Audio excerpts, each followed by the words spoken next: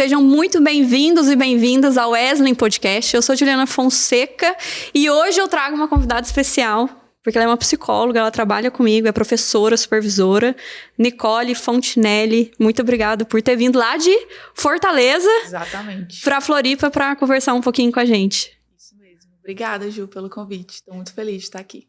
E hoje a gente vai falar de um tema, mas de um jeito que vocês não ouvem por aí. A gente vai falar sobre alta performance. Só que a gente não vai falar como ter alta performance. A gente vai falar sobre que problema que tem quando a gente fica focando só nisso e esquece da saúde, né, Nicole? Exatamente. Quando que a saúde, em algum momento da vida, tem se tornado uma área da vida de performar e não de cuidar da saúde mesmo, como deveria ser. Perfeito. Esse episódio aqui acontece graças ao apoio do Reservatório de Dopamina. Eu sei que você conhece, Nicole. Eu sou aluna antiga. Dos primórdios do RD. Eu tô desde 2022. A gente fala muito sobre construção de hábitos de vida, né, sobre o estilo de vida como uma forma da gente ter uma saúde melhor, um bom estilo de vida. O quanto que essa busca pelo estilo de vida perfeito pode estar associado, assim, a sofrimento, assim, Nicole. Você consegue perceber com seus clientes, com seus pacientes, assim, qual que é o limite da pessoa que realmente, aquele cara, né, que corre, se alimenta direitinho, dorme bem, ou aquela pessoa que já tá ficando mais obsessiva e que já tá ficando em sofrimento por conta desse estilo de vida, por conta dessa performance? Assim, se a gente for fazer um comparativo, antigamente a gente considerava a saúde muito como funcionalidade, né? A busca pela atividade física, por exemplo, que é para cuidar de saúde física e mental, era um foco muito na funcionalidade, na disposição, na qualidade de vida. E hoje em dia, acredito que com as redes sociais, esse boom que a gente vive, o foco não tem mais sido o bem-estar, a qualidade de vida. Não somente isso. Tem sido muito mais a comparação. Então, como se para você ter saúde, você necessariamente precisasse ter aquele padrão, aquele corpo que é um padrão geralmente magro, geralmente musculoso, geralmente definido. E aí, não que essas pessoas não tenham saúde, mas essa não é a única forma de ter saúde. Então, a busca por essa única forma que é muito vista hoje em dia, principalmente nas redes sociais, acaba impactando muito no sofrimento em relação ao psicológico, como você perguntou, porque se eu tenho a saúde, a atividade física e uma boa alimentação, o foco dela, como todos nós sabemos, é para melhorar a saúde mental também, né? Uhum. Tanto que para tratamentos de ansiedade, depressão, dentre outros, a atividade física ela vai vir como padrão ouro junto, geralmente, com tratamento psicológico e psiquiátrico. Mas a partir do momento em que eu coloco isso como um comparativo, que daí a gente tem o boom das redes sociais, isso começa a afetar a saúde mental pelo fato de que as pessoas acham que não estão fazendo o suficiente, ou que deveriam estar fazendo mais, ou se elas não chegaram no padrão X, é porque não está pertencente naquilo ainda, e aí começa a gerar até um sentimento de inadequação em muitos aspectos, né? Uhum. O que acaba acontecendo o efeito contrário, uma coisa que é para melhorar a saúde como um todo, acaba trazendo um sofrimento mental.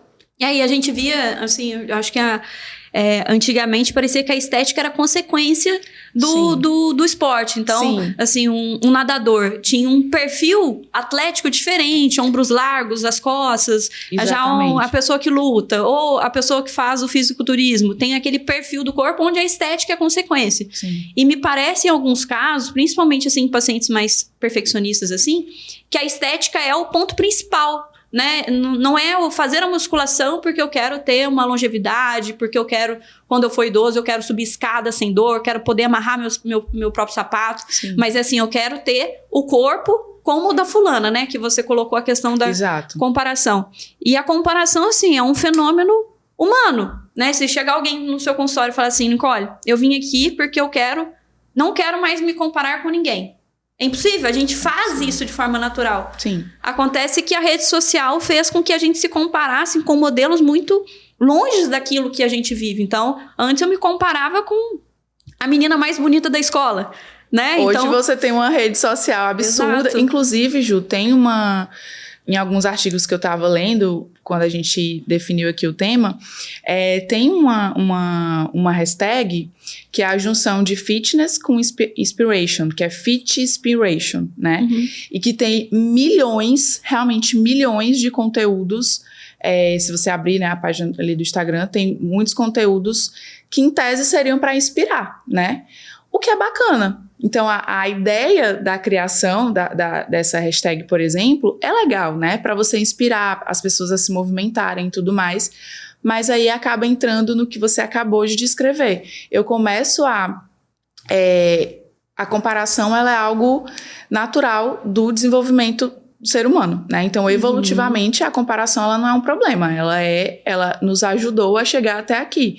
Tanto no quesito social, como para redução de incertezas a nível cerebral mesmo, como a questão de pertencimento ali no ambiente social. Então, comparar é bom, né? Ajuda, faz parte da nossa evolução. Só que a partir do momento que, é como você disse, eu não me comparo com alguém do meu meio e do meu contexto, mas eu saio da bolha e fico dentro das redes sociais, que é um mundo, eu não sei em que contexto aquela pessoa tá, em que contexto aquela pessoa vive, fora o que a gente escuta falar, né, de filtros, melhor luz, melhor posição da imagem, da foto, né? Então, acaba que essa comparação é injusta. Porque se eu tiro do contexto, então às vezes eu me comparo ali com uma pessoa que vive daquilo. Então Exato. Eu vou comparar com um atleta que é atleta de fisiculturismo. Então ele tem a dieta super regrada, ele tem alguém Sim. cozinhando ali pra ele faz 3 horas de musculação por dia e tem banheiro de gelo, sendo que Sim. eu vou às 6 horas da manhã, às 6h50 eu já tô correndo pra casa, porque às 7 eu tenho que estar... Toma café, às 8 eu tô atendendo. Então, olha o estilo de vida que tem um atleta e o estilo de vida que tem uma pessoa como nós. Sim. Né? Uma pessoa que faz esporte, mas que tem uma vida para além do esporte. Aí o problema é quando essa pessoa não atleta fica comparando a vida do atleta ali, o que causa essa sensação de eu nunca vou ser boa o suficiente ou o que eu treino é insuficiente para aquilo que eu desejo alcançar, né? Isso é um problemaço, né? Exato. E até, claro que há essa diferença para nós que não vivemos disso, mas até essas pessoas que vivem disso, são atletas profissionais, claro que mesmo dentro ali do contexto, considerando aspectos diferentes de nós, pessoas comuns que não somos atletas, ainda assim, alguns estudos mostram um extra, né, características excessivas que causam sofrimento para essas pessoas, porque elas já vivem a partir da performance. Elas já precisam realmente performar, mas isso em algum momento excede. Uhum. Como que é esse sofrimento, assim? Como que é... Às vezes o pessoal que tá assistindo tá falando assim, nossa, eu tô achando que eu sou meio neurótico com esse negócio de academia, realmente eu sou muito certinho, assim... Minha namorada chama pra jantar fora, eu não quero jantar fora porque eu tenho que comer a dieta. Pro pessoal que tá em casa e tá em dúvida se essa busca de alta performance está exagerada ou não, como que a gente percebe esse sofrimento, assim? Bom, a gente começa a perceber quando o exercício, ele passa a ter, o exercício físico, enfim, esse estilo de vida, ele passa a ser único na sua vida. Então, você aumenta de forma progressiva o volume de treinos, sem um objetivo específico, você vai aumentando porque sente essa necessidade. Você começa a ter alguns sintomas que a gente pode até considerar similares a sintomas de vício, como, por exemplo, trazendo para a realidade da atividade física. Você treinar mesmo lesionado. Então, isso pessoas não atletas, né? Atletas também podem entrar nesse erro, nessa falha, digamos assim. Mas nós, enquanto não atletas, lesionou, não consegue não ir. Tenta adaptar, tenta ir a qualquer custo, né? Mesmo sendo um custo grave como de uma lesão. Uhum. Quando adoece, por N motivos, e aí começa a se sentir mal, começa a se sentir culpado, começa a ficar irritado, ansioso, quando precisa faltar o treino, né?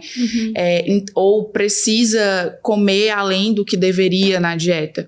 Então esses aspectos, eles já passam a ser problemáticos, porque você deixa de estar num hábito saudável, que é de fazer a sua atividade física como mais uma área da sua vida que você vai cuidar, e começa a tornar ela central.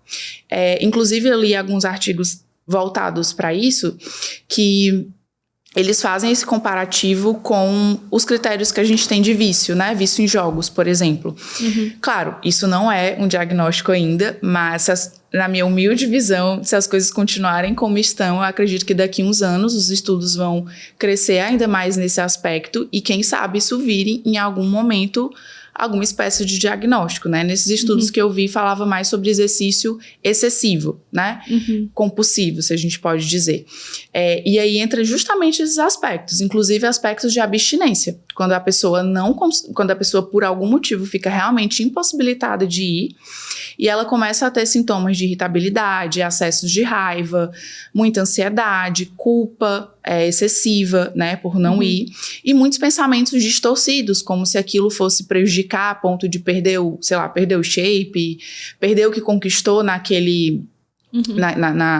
enfim, na busca ali no corpo padrão, né? O que provoca já também uma nuance de distorção de imagem, porque a partir do momento que, por você ter uma rotina saudável, você para alguns dias, você começa a ter pensamentos automáticos, né, que a gente chama de, nesse caso que eu vou dar de exemplo, pensamentos distorcidos, que eles não são adequados com a realidade. E eu acredito neles do tipo, eu vou perder o que eu ganhei, olha aqui como, sei lá, minha barriga aumentou, como eu perdi tal músculo, enfim, ao olhar no espelho, e isso de fato não ser uma verdade, então entra no aspecto da distorção de imagem. Porque a nossa autoimagem é uma junção de a nossa percepção de imagem mesmo, junto com pensamentos, crenças e comportamentos associados. Então, quando tem uma disfuncionalidade nesse meio, afeta a imagem, podendo provocar distorção de imagem, mesmo em pessoas que não têm a vulnerabilidade do transtorno alimentar.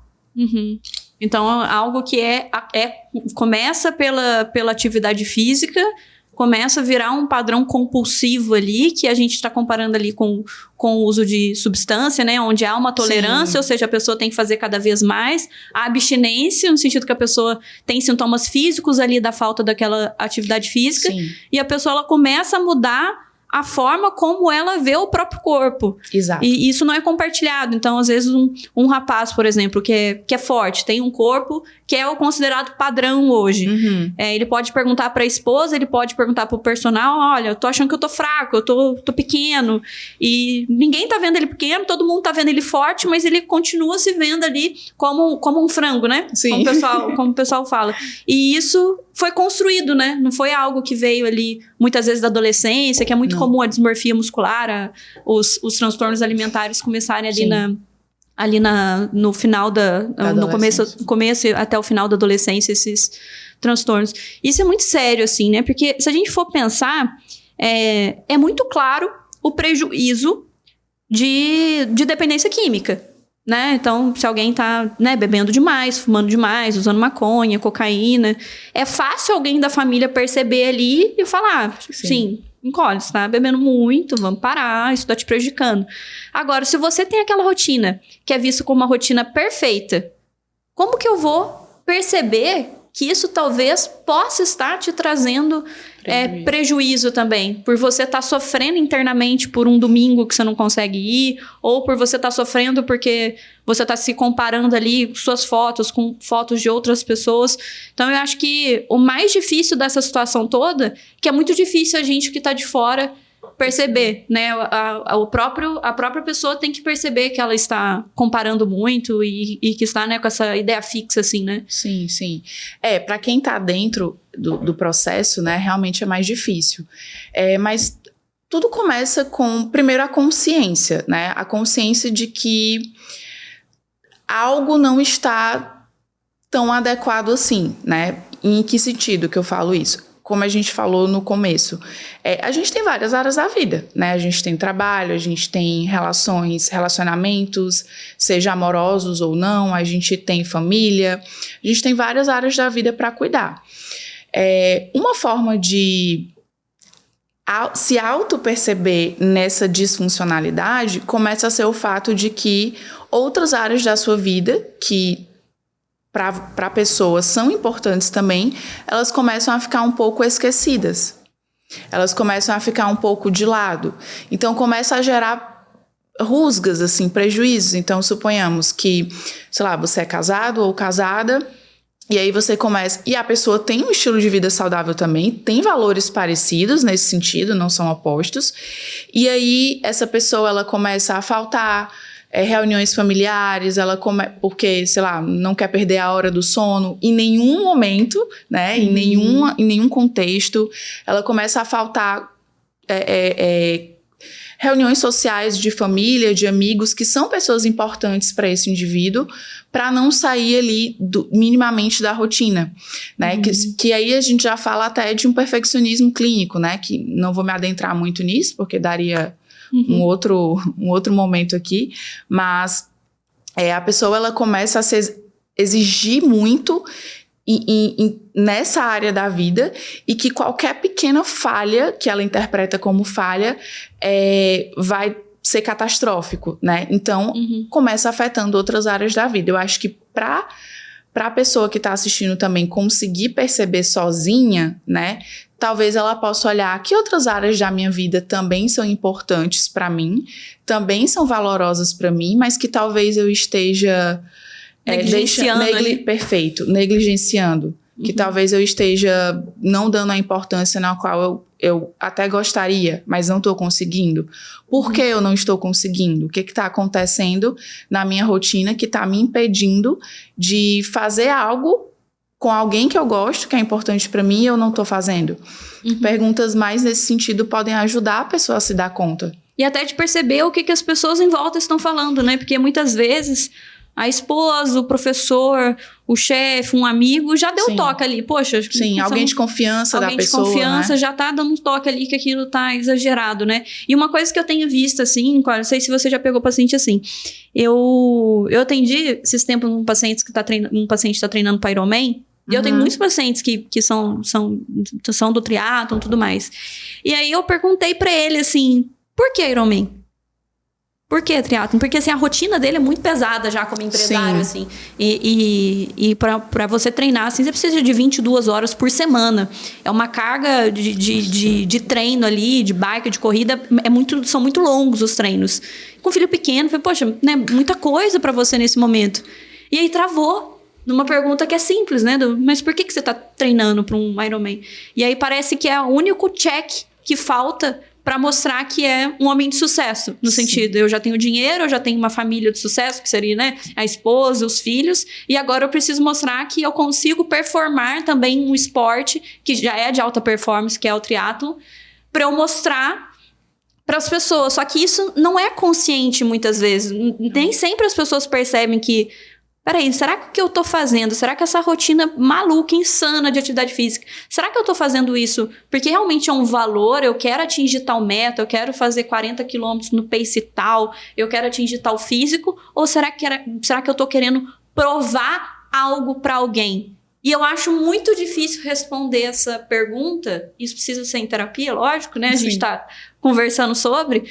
Porque isso depende de uma honestidade muito grande. Porque é difícil falar, eu tô fazendo isso porque eu quero provar isso para as outras pessoas. Quando que você sabe que um paciente, assim, tá mais...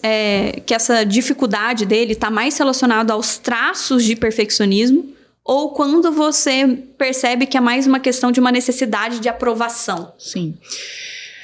Por mais que os comportamentos sejam os mesmos, né? Treinar, se alimentar bem, manter a rotina, mas o do perfeccionismo e o da aprovação... Os dois são ruins, né? Do traço do perfeccionista e o da aprovação. Mas nunca tá bom, Ju. Nunca é suficiente para essa pessoa, né? Então, nunca... O que ele conquistou não é suficiente para ele, o que ele nem para os outros, né? Ou ele busca muito esse reconhecimento a partir de como as pessoas enxergam ele em termos de imagem, né? Do tipo, você tá saudável porque você tem esse padrão, você tá saudável, você tá bem, você tá performando porque você tá nessa imagem, né? Nesse shape, como as pessoas falam. E aí, então, ele tá mais em busca de como ele está fisicamente do que realmente uma saúde, né? Do que realmente uma qualidade de vida, ou de envelhecer bem. Então, ele tá mais focado em ser percebido como alguém que tá no shape, como se ele fosse...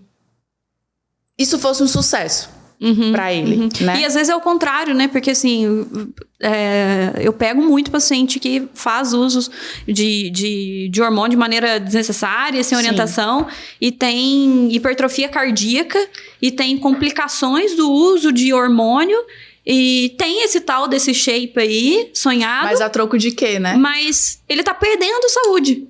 Sendo que aquela pessoa que ele não admira muitas vezes, que é o frango da academia, tem mais saúde do que ele que tá se entupindo de hormônio, de suplemento, que não tá conseguindo dormir porque tá irritado, ou porque tá tomando medicação pra acordar, medicação pra dormir, hormônio pra conseguir treinar, medicação pra conseguir ter relação sexual. Então, assim, essa performance, muitas vezes... é uma performance a custos de muita química também. E isso é muito perigoso, né?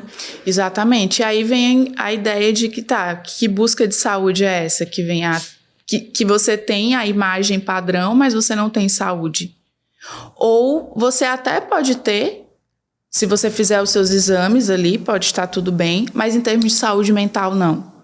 Se você fizer exames físicos, sei lá, um exame de sangue ou outros que os médicos passam...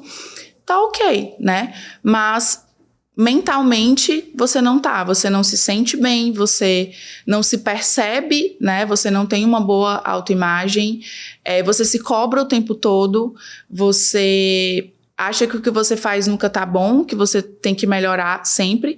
E até é importante falar que é diferente o evoluir da cobrança de ter que melhorar sempre. Porque dentro do padrão perfeccionista, trazendo para esse tema, a pessoa ela alcança um padrão físico, digamos assim, mas nunca tá bom.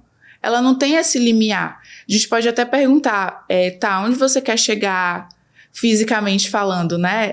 De imagem. Chega na meta e dobra a meta. Dobra a meta, exatamente. Esses dias eu tava consumindo conteúdos sobre isso e eu vi um vídeo de talvez ela fosse influencer, eu não conhecia, e ela falando que teve em algum momento que ela precisou falar pra ela mesma que ela queria que aquele era o corpo. Ela não precisava de mais daquilo. Ela não precisava melhorar ainda mais, porque ela estava sempre nisso. Ela chegava, aumentava. E aí tem muita restrição, né? Para você estar sempre melhorando algo. Então deixa de ser saúde para você viver uma vida restrita. Restrita de alimentação, restrita de vínculos sociais, muitas vezes.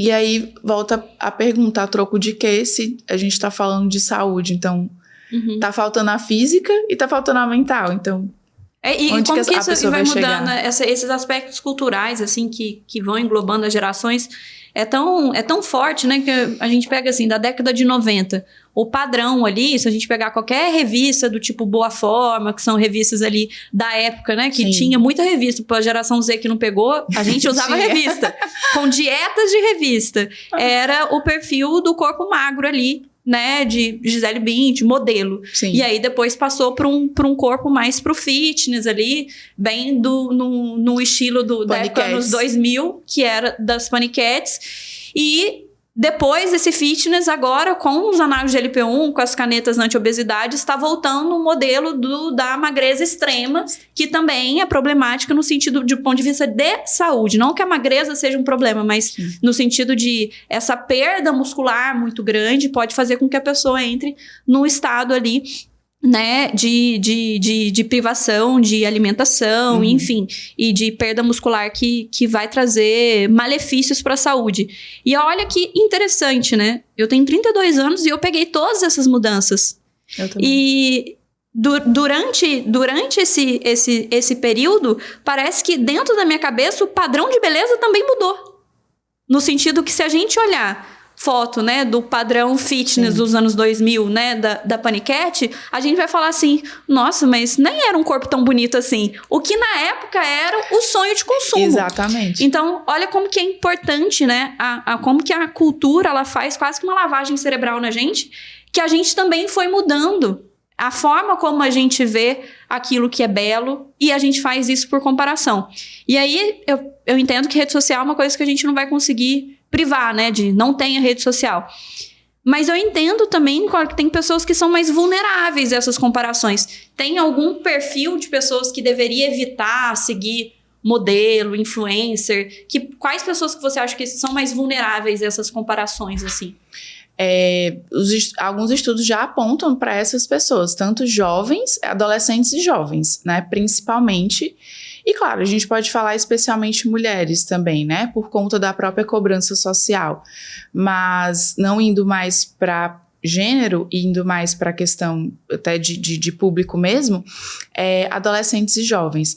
Até porque essa é uma fase da vida em que eles estão desenvolvendo a própria personalidade ainda, né? Eles ainda estão maturando o córtex pré-frontal, que é justamente onde a gente vai ter desenvolver um pensamento mais crítico sobre as coisas, né, que a gente vê. E aí eles estão muito mais susceptíveis a absorver isso, justamente porque eles ainda estão entendendo quem eles são no mundo, né? E aí junta esse público com pessoas que têm uma vulnerabilidade ao perfeccionismo, né? Ali na personalidade já vem de um contexto em que isso foi desenvolvido naquela personalidade. Então, a gente tem outro fator de vulnerabilidade para esse tema que a gente está falando, como também pessoas que têm um nível ali de autoestima mais baixo, né? Claro que a autoestima é um conceito mais de senso comum, mas entendendo o quanto ele se percebe, o quanto ele é eficaz, a imagem que ele tem. Então, pessoas que têm uma tendência a uma baixa autoestima também vão entrar como um público mais vulnerável a isso. Até porque se a gente pegar uma mulher com baixa autoestima e ela se comparar com uma jovem, e se a gente pegar uma comparação com uma modelo, uma influencer que talvez tenha um corpo muito parecido, ela tende a ter essa distorção de que a outra mulher é mais bonita ou que o corpo da outra pessoa é mais bonito. Sim. Tende a ter essa distorção na comparação, né? E eu acho que do outro lado da moeda tem outras pessoas, e tem muitos pacientes que me mandam mensagem no Instagram, sempre quando eu posto assim que eu tô na academia, e aí como eu vou cedinho, tem gente que me manda assim, nossa, eu não ia hoje, mas eu vi seu stories, eu vou.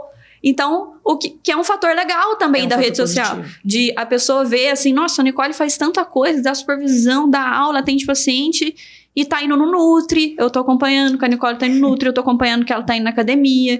Então, também tem esse fator positivo de ser inspiração mesmo, né? Da pessoa ver o outro ali como modelo, né? Isso é real, né? A gente não tá aqui pra demonizar, né? Mas isso é real, e a gente pode ser inspiração, mas eu acho que o ponto, a linha tênue é a gente considerar também, além de se inspirar, mas considerar o próprio contexto, considerar o próprio corpo. Cada corpo vai se desenvolver de uma forma, a própria genética, né? Porque muitas vezes quando a pessoa se compara friamente, ela desconsidera contexto, ela desconsidera genética, ela desconsidera vários outros aspectos que vão influenciar, né? E aí isso acaba sendo prejudicial. Mas quando você olha aquele profissional que você acompanha e você se inspira e isso te causa um bem-estar, então, como você deu exemplo, né? Ver a foto de você indo cedinho e a pessoa se inspira e vai, ela não tá se comparando para ter a sua rotina, ela tá bom, a Ju foi, então vou ter aqui, vem quase uma motivação para ir também, né? Então isso é um lado positivo dessa comparação, porque ela não te causa uma pressão, do tipo, eu tenho que ir porque a Ju vai esse horário, então eu também tenho que ir, porque se eu quero ser produtiva no meu dia, eu tenho que fazer isso, né? Aquelas regras que não vão funcionar para todo mundo, do tipo, você tem que acordar 5 da manhã, e você tem que correr, daí você tem que fazer isso para ser produtiva no dia, mas depende. Sendo que cada um tem um cronotipo, né? Eu naturalmente acordo cedo. Então, para mim, acordar às 5h30 é tranquilo. Inclusive, sábado e domingo é tranquilo. A minha esposa, ela não tem esse mesmo cronotipo. Se eu acordar às 5h30, ela fica uma fera comigo. E ela tem que fazer academia mais tarde do que o horário que eu vou. Sim. Isso é de perfil diferente. Aí o problema é a gente se comparar e exigir e se pressionar para entrar dentro desse mesmo modelo. Mas eu acho que você fez um panorama bem legal assim, Nicole. E eu acho que vai ficar interessante pro pessoal pensar em quem seguir e quem parar de seguir depois de assistir esse episódio. Se o conteúdo te motiva e faz você querer imitar aquela pessoa, e as pessoas que nos inspiram, a gente imita mesmo. Sim. É um bom conteúdo. Continue. Agora, se aquele conteúdo daquela pessoa te deixa mal e te deixa culpado, que você usou essa palavra, né? De culpa, pressão. Então, talvez seja interessante você não seguir essa pessoa por mais que você admire ela. Exato. Isso não significa que o conteúdo é ruim ou que a pessoa seja ruim. Só significa que o conteúdo dela bate em você de um jeito que você se sente pressionado. Exatamente. Então, talvez esse é o limiar. Um motiva, inspira, e o outro deixa com culpa, deixa você se sentindo inferior. Eu achei que é uma boa divisão pra galera fazer uma limpa ali no Instagram, nas outras redes sociais. E vale para outras áreas da vida também, né? Porque a gente vai se comparar nas diversas áreas, mas a partir do momento que a comparação te causa ansiedade, te causa culpa, te faz se sentir insuficiente, te gera como a gente fala, né? Todas as crenças ativadas. Você não se sente bom e o que você tá fazendo não é suficiente, então não tá saudável. Por algum motivo, essa pessoa que você sentiu tudo isso não tá te fazendo bem. Então, talvez continuar acompanhando todos os dias não vai gerar um bom resultado. E a gente tá falando de atividade física aqui porque é um dos aspectos da alta performance, mas eu vejo isso relacionado à alimentação também, né? Sim. Hoje tem até um termo novo, assim, que ainda não tá em manual diagnóstico ainda, a gente já usa de ortorexia, orto, né, correção, igual de ortopedia ali.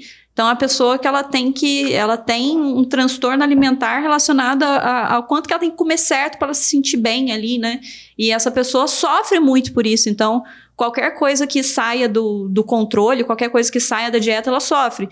E aí, às vezes, ela perde, né? De ir num aniversário de um sobrinho, de um afilhado, ou de... Muitas vezes, eu tive um paciente só com ortorexia, assim, que era clássico, que ele não passava mais Natal na casa da avó dele, assim... Vó mineira, igual a mim, eu sei como que funciona Minas Gerais no Natal. O negócio é muita comida.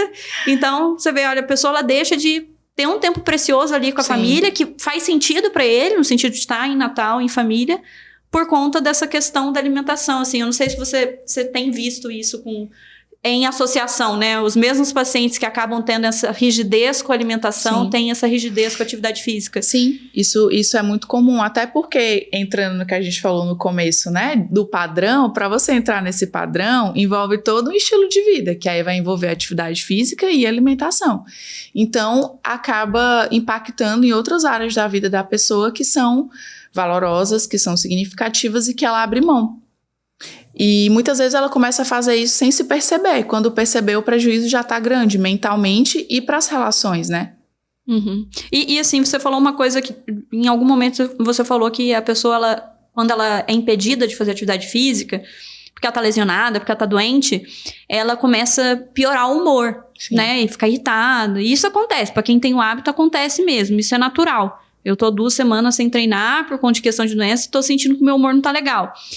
Mas o problema é quando essa pessoa ela não tem outras estratégias para regular, assim. Sim. Então, se a pessoa ela sente que só a atividade física faz ela se acalmar numa espécie de anestésico emocional, assim, ela deveria procurar o psicólogo, assim.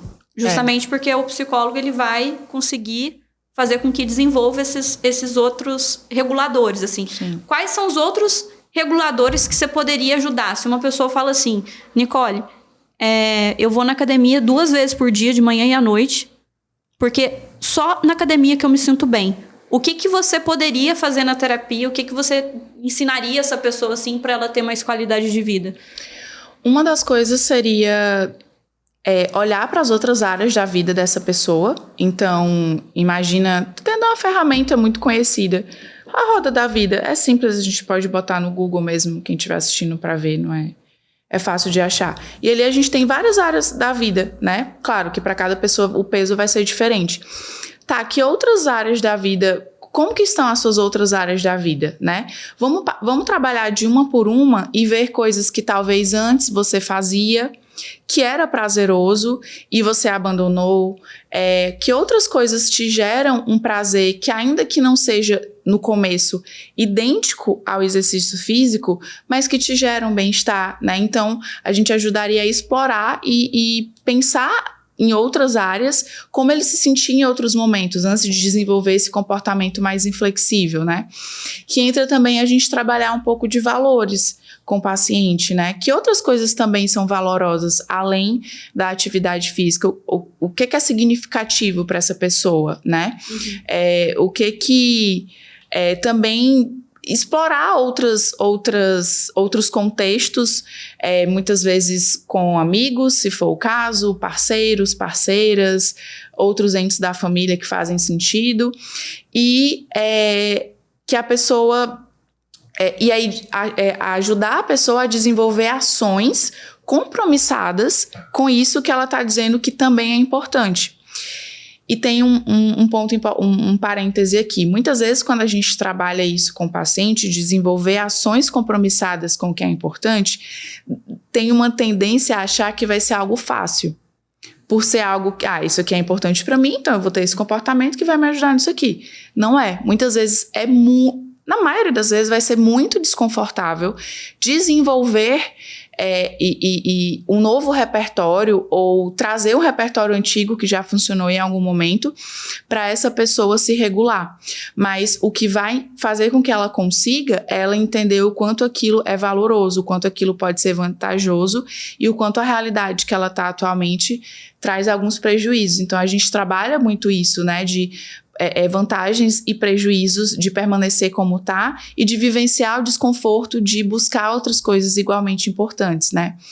E uma outra coisa importante que a gente trabalha é a própria, que a gente chama tecnicamente de regulação emocional, que é no sentido também de lidar com emoções desconfortáveis, né? O ser humano, por si só, ele tende a evitar o desconforto, né? A gente tende a buscar o caminho mais fácil, o caminho mais confortável, a gente faz a mesma coisa com as emoções.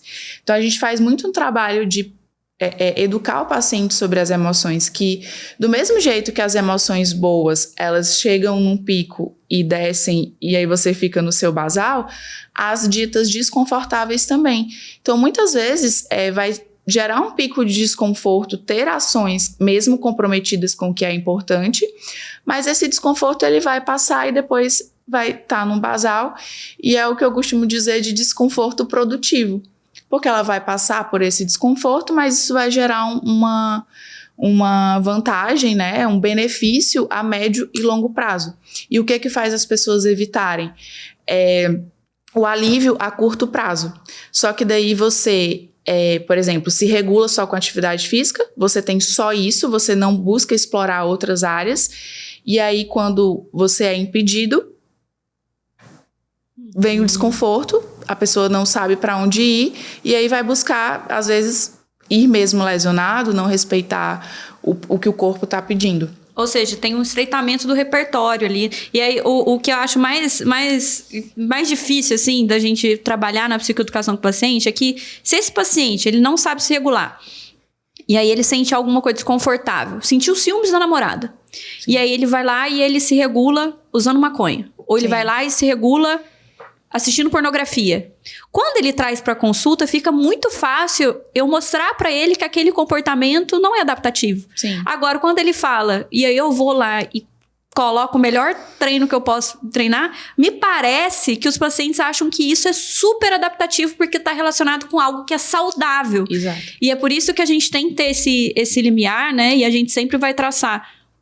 Tá trazendo sofrimento ou tá trazendo saúde? Que, na verdade, essa é a nossa grande pergunta do episódio, é essa, né?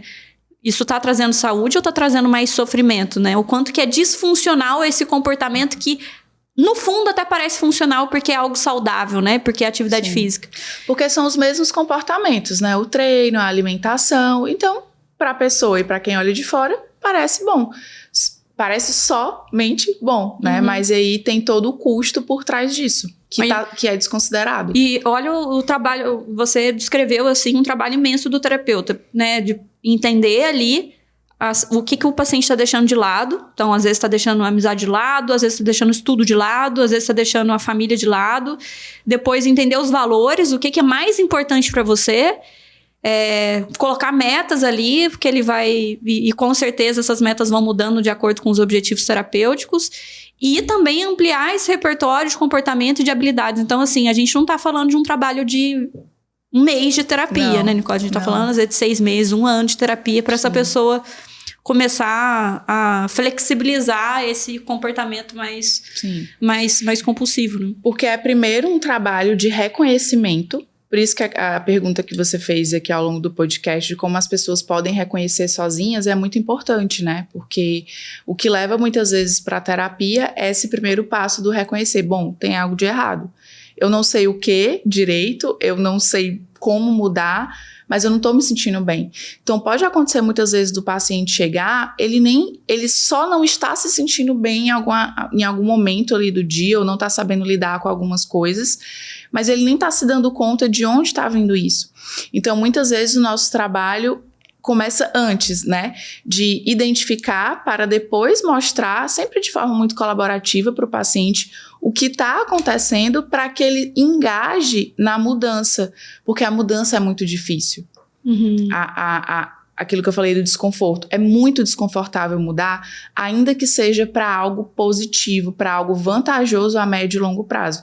Ainda é muito difícil. E não adianta o psicólogo ver, a esposa ver, todo mundo vê. O paciente, ele precisa ter essa crítica, né? Exato, exatamente. Então, muitas vezes o nosso trabalho acaba sendo diante disso, de ajudá-lo a perceber, mas nunca como de forma diretiva, como um apontamento, né? Não é muito bem por esse caminho. Mas de ir mostrando, elencando prejuízos, isso que eu expliquei, né? De ver outras áreas da vida que são importantes e estão sendo negligenciadas. Então, isso ajuda nesse processo.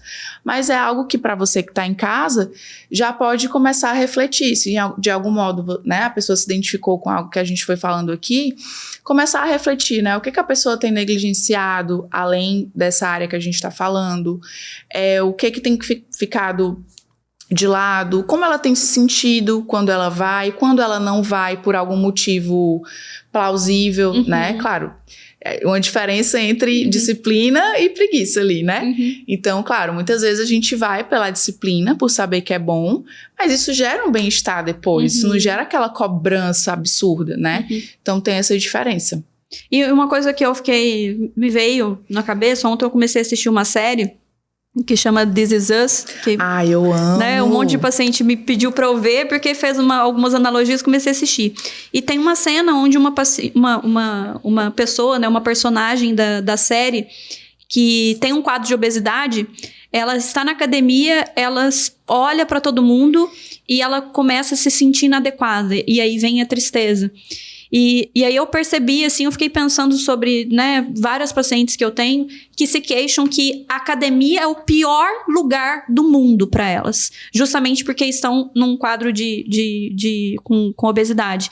E aí eu fiquei pensando que você colocou essa sensação de inadequação em pacientes de alta performance. Então, pacientes que estão ali já com o corpo que a maioria das pessoas acham que é um corpo legal. Sim.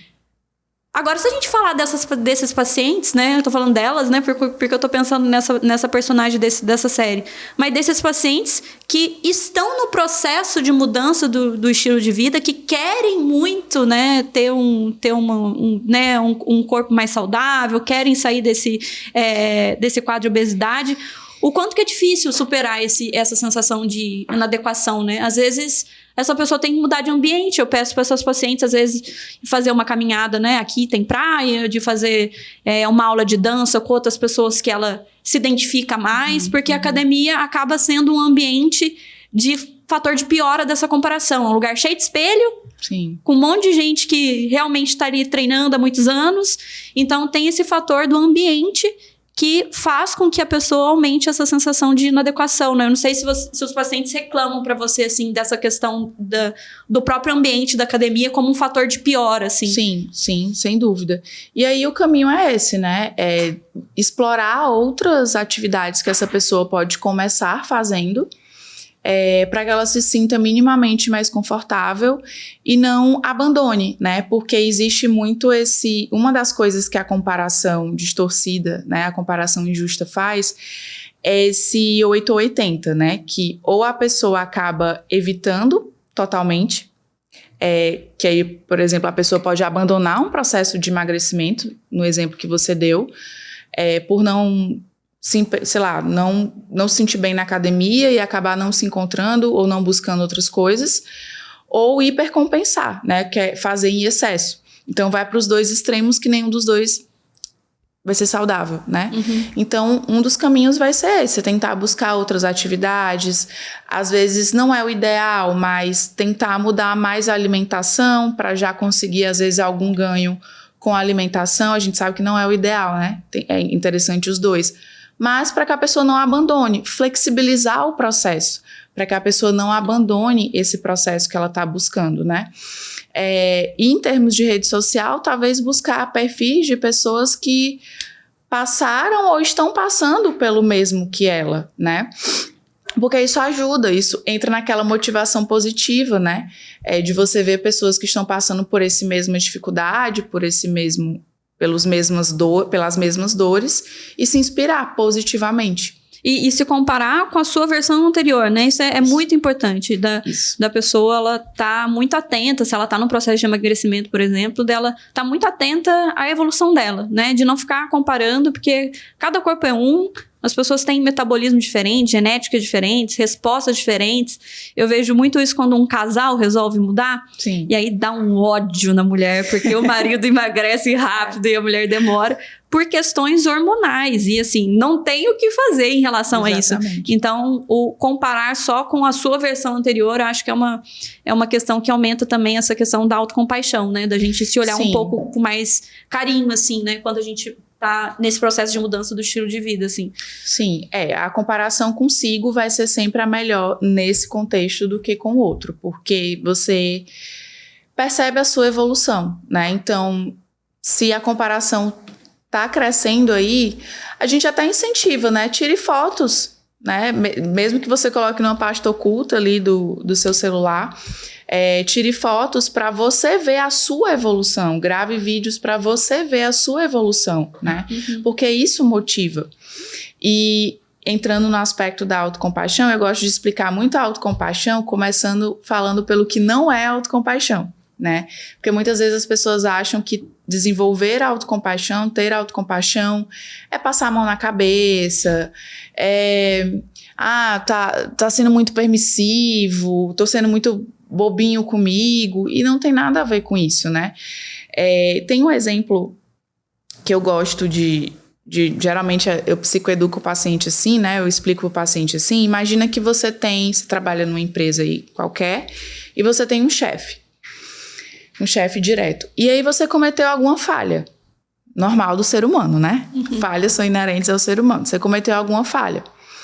E esse chefe, ele teve uma postura completamente arrogante com você. Arrogante, crítico, ríspido, xingou, enfim, desrespeitoso. Como que a pessoa se sente? Será que depois de receber uma bronca como essa, nesse padrão que eu expliquei, ela vai se sentir motivada a resolver aquela falha? Ela vai se sentir bem para permanecer ali? Com raiva, né? Ou triste ou com raiva, né?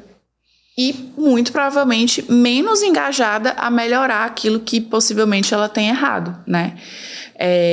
E o contrário ali de você ser autocompassivo é você ser muito crítico com você. Então, imagina que é como se quando você falhasse ou quando você não fosse tão bem quanto você gostaria, você tivesse esse chefe dentro de você, uma voz assim, gritando para você que você não foi bom, que você tem que desistir, que você não está adequado, que você não fez o suficiente, que não adianta tentar, que você é péssimo.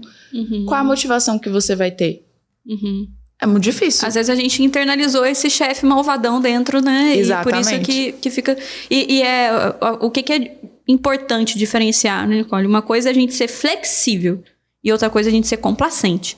Exato. Né? Então, flexibilidade é... Nossa, semana não estou bem de saúde. O médico me pediu para eu parar de fazer atividade física. Então, durante essa semana eu vou ter que parar. Vou ter que reduzir carga depois? Vou. Pode ser que tenha uma retenção de líquido comparado às outras semanas? Sim, mas eu estou seguindo uma orientação. E isso é ser flexível, né? Não ser rígido ali que eu tenho que voltar para academia. Agora, complacente é aquela pessoa, né, que volta das férias dia 1º, mas vai voltar para academia dia 10.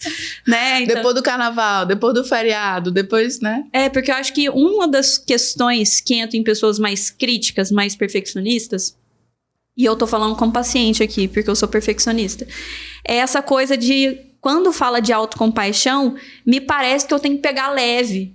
E aí, quando fala que tem que pegar leve, aí parece sim, mas assim, Nicole, se eu diminuir meu ritmo na academia, eu não vou atingir o meu resultado. E aí me dá uma sensação de perda. Sim. E aí parece que a terapia tá me levando para um lugar que eu não quero chegar. Que é ao contrário daquilo que eu tinha imaginado para mim em relação às minhas metas, né? Então, assim, como que a terapia trabalha essa flexibilidade da pessoa... Né, trocar de foco, assim, trocar da aparência para a saúde, conseguir entender que a autocompaixão não é uma questão de você ter dó de você, ter pena de você, ou ser complacente. Como que a terapia trabalha isso, assim? O trabalho da autocompaixão em si, ele é muito de trazer exemplos da vida, né? Então, a gente faz analogias como essa que eu fiz do chefe, a gente trabalha... Por exemplo, a pessoa ela já identificou que ela tem um pensamento muito crítico ali. Quando ela tem esse pensamento, quais são os comportamentos associados que vêm juntos com esse pensamento? Geralmente não são comportamentos que ajudam, não são comportamentos que vão de encontro ao que ela gostaria de fato. Geralmente esses comportamentos, eles trazem alguns prejuízos. Então, a partir daí ela entende, talvez eu ser tão rígido assim comigo, não é bem como eu estava achando que ia ser, né? Então, a gente mostra esse padrão, a gente ajuda o paciente a perceber esse padrão acontecendo e os prejuízos dele. Assim como também a gente trabalha os próprios mitos da autocompaixão, como esses que eu falei, de ser muito permissível, coisas do tipo.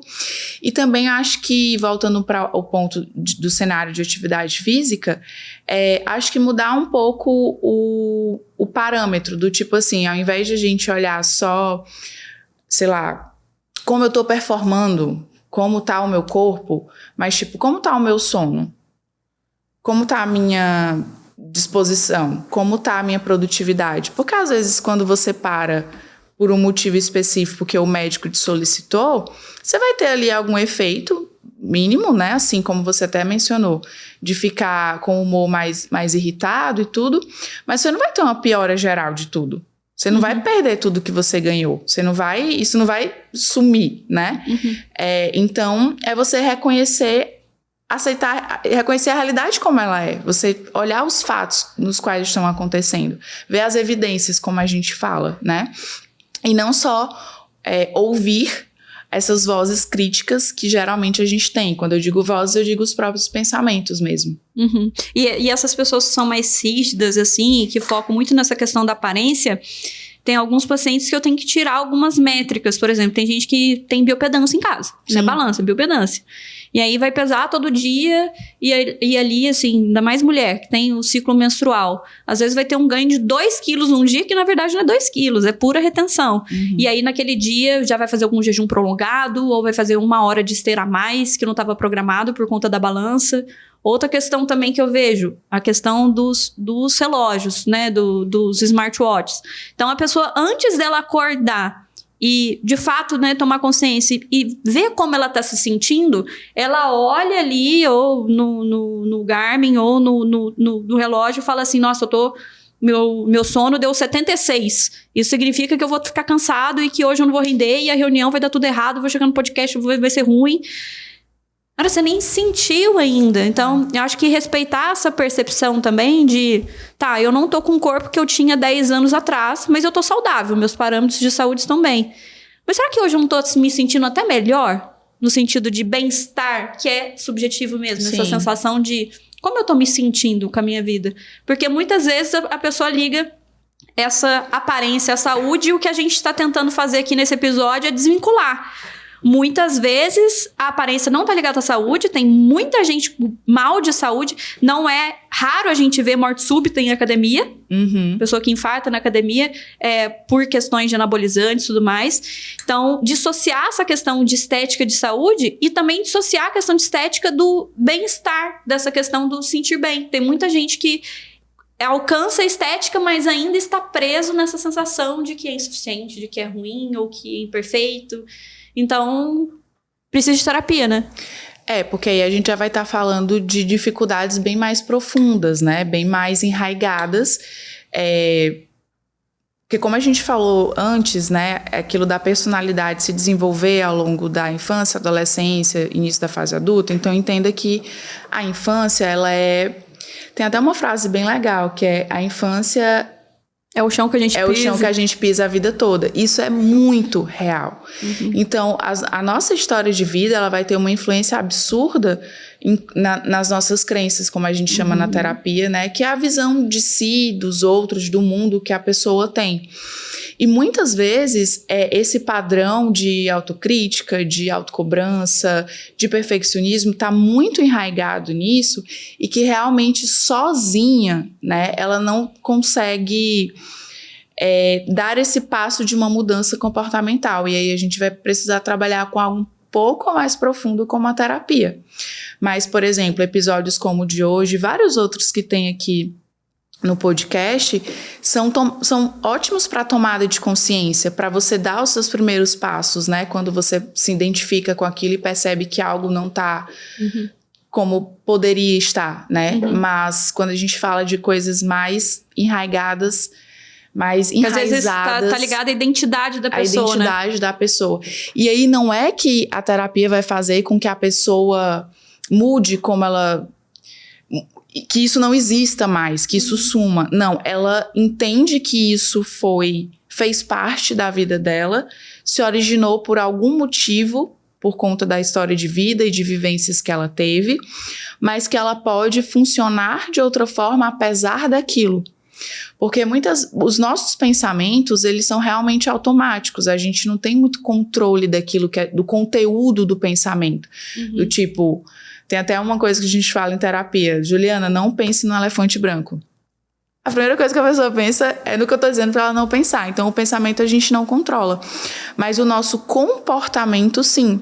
E a gente não precisa, e não, nesse caso, a gente não precisa agir de acordo com o pensamento. Então, a gente faz muito um trabalho de identificar quais são esses pensamentos que causam sofrimento, que muitas vezes são disfuncionais, são distorcidos, e os pensamentos que podem ser substitutos desses disfuncionais. E a partir daí a gente pensar em comportamentos, que daí o comportamento é voluntário, a gente tem um nível de controle, que são diferentes desses pensamentos que não estão me fazendo bem. Então a gente identifica, tem a tomada de consciência, o desenvolvimento do repertório e a prática desse repertório, que vai ser desconfortável no começo, ainda que seja um repertório saudável, mas que depois a pessoa vai colhendo os benefícios disso e o comportamento vai se mantendo. Ou seja, o pensamento não muda da noite pro dia ali. A pessoa que a vida inteira se importou com a estética, aquilo é muito prioridade, não vai mudar de uma forma automática, mas os comportamentos que vêm a partir disso e os sentimentos também por conta das consequências do comportamento, sim. Nicole, você dá aula para psicólogo, né? E supervisão, tudo mais. Eu atendo muito profissional de saúde que estão na internet para captar paciente, para se posicionar. E nesse público específico, eu sinto uma pressão de, às vezes, ter uma rotina perfeita para mostrar nem sempre é consciente isso, viu? Porque eu já tive consciência disso, assim, de nossa, mas parece que eu preciso mostrar mais minha rotina. Pra mostrar como se a gente tivesse que ser um exemplo o tempo todo. Você vê isso, assim, nos seus alunos, assim, sofrimento relacionado a isso? Porque eu, como atendo muito profissional de saúde e dou aula para profissional de saúde, eu me preocupo muito com a classe, né? Não só porque pertenço, mas porque atendo muito. Porque parece que, como a gente cuida da saúde, a gente tem que ser um exemplo perfeito. E muitas vezes a gente está em momentos de vida que a gente não consegue fazer tudo aquilo que a gente fala para o paciente fazer. Sim. E aí a gente começa a se sentir um pouco hipócrita, né? De, nossa, eu tô falando pra Nicole fazer atividade física, eu tô 2 semanas parado. E a gente começa a se cobrar muito, assim. Você vê isso nos seus alunos, assim, desse público? Sim, sem dúvida. É muito comum, né?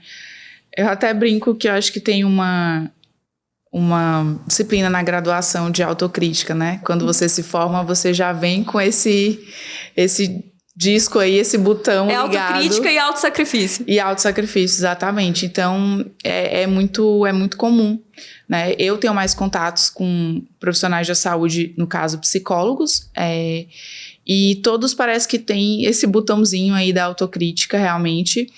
E assim, antes de mais nada, todos nós somos seres humanos, né? Inclusive, um dos pontos da autocompaixão é o que a gente chama de humanidade compartilhada. A falha, o erro, a vulnerabilidade é inerente ao ser humano, né? E muitas vezes, por que é a humanidade compartilhada? Muitas vezes, quando isso é compartilhado, também ajuda. Tem uma intervenção dentro das CCCs que chama autorrevelação, né?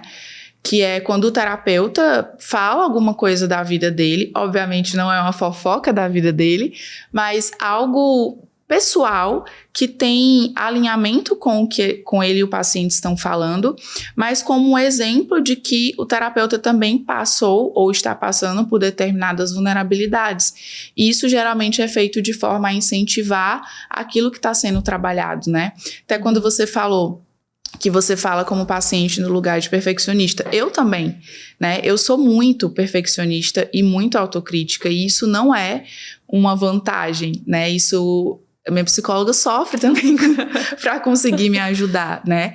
Então, muitas vezes, quando os meus pacientes que têm esse perfil falam disso, eu posso utilizar de exemplos que já aconteceram comigo, de como eu lidei, ou até de empatizar no sentido, poxa, eu sei o quanto é difícil, né? Eu te entendo como profissional e como paciente. Então, muitas vezes a gente utiliza disso para ajudar o nosso paciente, e como a gente usa disso para ajudar ele, é importante que a gente lembre da nossa vida também. A gente nem deveria vender, né, uma imagem perfeita, porque é totalmente irreal, né? Isso não acontece. Muitas vezes a gente pode estar atendendo um paciente e não estar 100% bem, ou às vezes precisar, sei lá, desmarcar algo porque não está bem, ou fisicamente ou emocionalmente. Isso faz parte do ser humano. E de não ter o que é vendido, né, desse modelo, dessa rotina perfeita, dessa vida perfeita, né? Porque hoje em dia é muito conectado, né?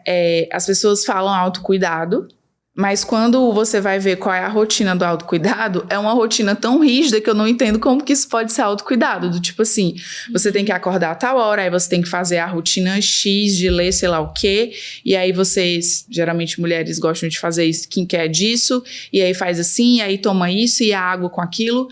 Gente, um autocuidado tão quadrado assim, né, que você tem que meio que fazer um check de coisas ali a serem feitas, foge um pouco da essência da palavra autocuidado, né? Que tem que ser algo que você se identifica. Já entra de novo no assunto aqui da nossa conversa, que é a performance.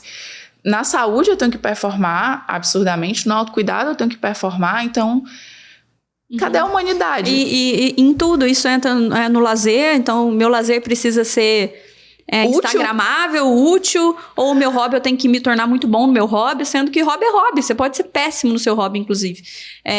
De não ter que o tempo todo estar buscando a perfeição em todas as áreas da vida, porque aí se torna muito pesado, né? Até o descanso é pesado, porque aí no descanso você tem que performar no descanso. você tem que ter zerar ali ou tirar uma nota 100 do sono no relógio, porque se você não tirou a nota 100, significa que você não está 100% descansado, e dá pouco espaço para essa percepção de, será que faz sentido eu acordar às 5, ler o livro, fazer a oração, fazer o skincare e tomar essa água com limão? Será que eu preciso disso? Ou será que eu tô fazendo porque outras pessoas fazem, Uma coisa que eu pergunto muito para pacientes aquela pergunta que você falou pro seu, do Ironman. Por que você quer fazer tudo isso? Por que você quer acordar, ler tal coisa, tomar isso, fazer aquilo? Por quê? E já aconteceu de eu perguntar e a pessoa dizer, porque eu vi em algum lugar.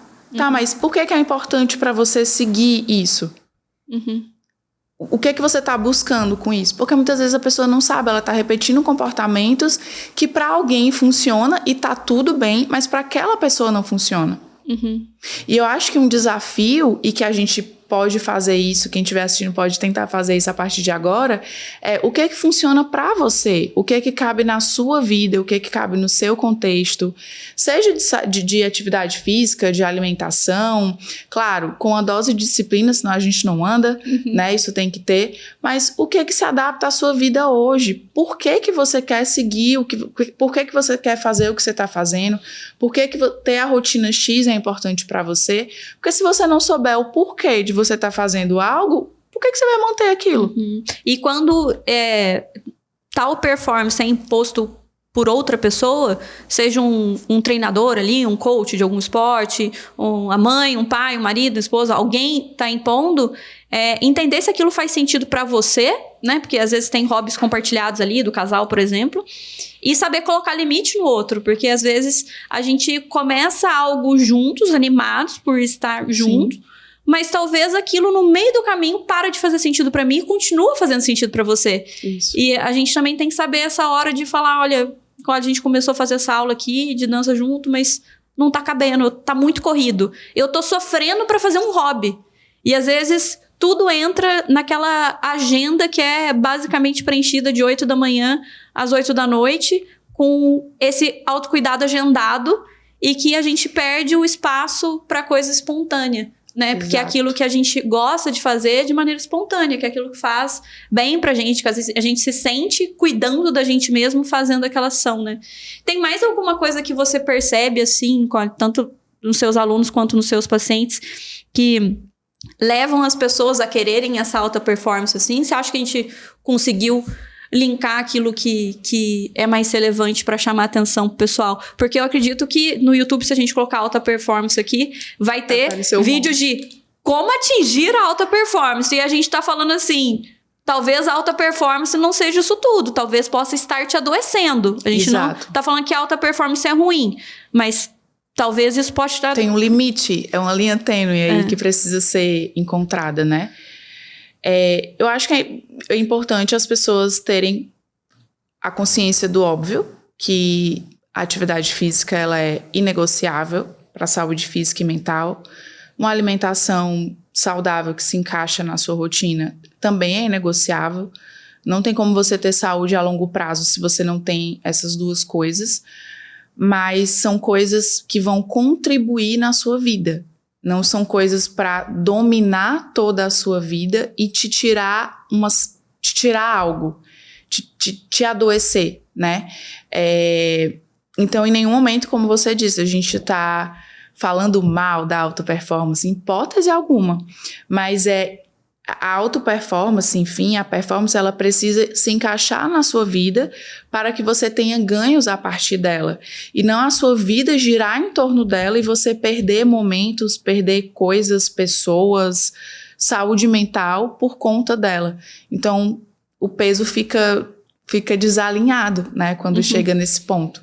Então, eu acho que é mais nesse sentido de refletir mesmo. Tem que encaixar na sua vida de uma forma de uma forma em que você consegue equilibrar minimamente as coisas e não dominar a ponto de que você perde saúde mental, principalmente, sofre, e é a troco de quê? Então, fica pro pessoal refletir. Quais perguntinhas que a pessoa tem que ficar na cabeça? O que eu fiquei na cabeça, assim? Eu repensar nas pessoas que eu sigo, se são pessoas que estão me inspirando, motivando, ou se são pessoas que estão me deixando... As pessoas não estão me deixando, o conteúdo está me deixando culpada, com uma sensação de ineficácia, assim. Isso eu vou levar para casa. Vou rever, assim, se algum conteúdo me deixar culpada, já é uma coisa que eu vou tirar ali, porque eu acho que não compensa. Eu acho que cabe, se você tá sentindo culpa ao ver esse conteúdo, tirar, né? Mas tentar entender por quê. Uhum. Tá, por que eu tô sentindo essa culpa? O que eu tô enxergando aqui que tá me gerando isso? Não só fugir, sabe? Não só evitar, mas tentar entender por que tá gerando aquele desconforto. Quando eu olho isso aqui, o que eu tô imaginando que eu deveria ter e eu não tenho? E trazer para a realidade. Será que eu realmente preciso? Será que é realmente isso que eu busco? Será, né? Trazer um pouco, tentar entender o desconforto e não só fugir dele. Acho que é um ponto. E aquilo que foi falado de se comparar consigo mesmo. Então, se você começou a se cuidar de uma forma mais disciplinada há 2, 3, 4 anos, enfim, olha de anos atrás, né, o seu corpo, compara a disposição, compara o sono, compara a sua produtividade, se use como comparação primeiro, né, eu acho que é um ponto também. Eu faço muito esse pedido para os pacientes, e principalmente pacientes que não estão no peso que gostariam, eu sempre faço a pergunta assim, quantos anos você tinha quando você estava pesando esse peso que você quer chegar como meta? E às vezes a mulher tem 38 anos, ela fala, Ju, tinha 18. Poxa, então faz 20 anos que você tá fora, né, desse peso que é a sua meta atual. Sim. E você quer atingir em 2 meses. Calma, mulher. Vamos colocar um plano de médio prazo, de 2, 3 anos. Se você chegar nesse peso de uma maneira saudável, a gente vai ter construído um processo bonito aqui, que você curta esse processo, que esse processo não seja punitivo. Eu acho que o que a gente tá falando aqui é que a rotina saudável, né, que é o estilo de vida saudável, ele não pode ser punitivo. E se a pessoa tá sofrendo, ficando, né, tá disfuncional, tá deixando de fazer coisas que importam, que é fora o estilo de vida, por conta do estilo de vida, é porque essa auto-performance já passou do ponto. Já passou do ponto, exatamente. Eu acho que isso resume bem, se puder escolher uma frase, assim, né, pra resumir o episódio de hoje, acho que pode ser isso. E quem quer te encontrar, fazer terapia com você, você atende online, né? Isso, então, eu trabalho 100% online já há alguns anos. E eu me divulgo principalmente no Instagram. Você atende, pela abordagem da TCC. Isso, a minha abordagem de base é a terapia cognitivo-comportamental, mas eu foco nas práticas baseadas em evidências, né, para também integrar a partir da necessidade do paciente. Você falou bastante coisa de autocompaixão, já pensei em coisas da ACT que você citou. Exatamente. Tá, e como que faz para te encontrar? Qual que é o seu @, seu Insta? @psi Nicole Fontinelli. E você também dá supervisão para psicólogos, né? Isso. Eu tenho, além da terapia, que eu trabalho com público adulto, né, o meu foco, eu também dou aulas e supervisões para outros profissionais.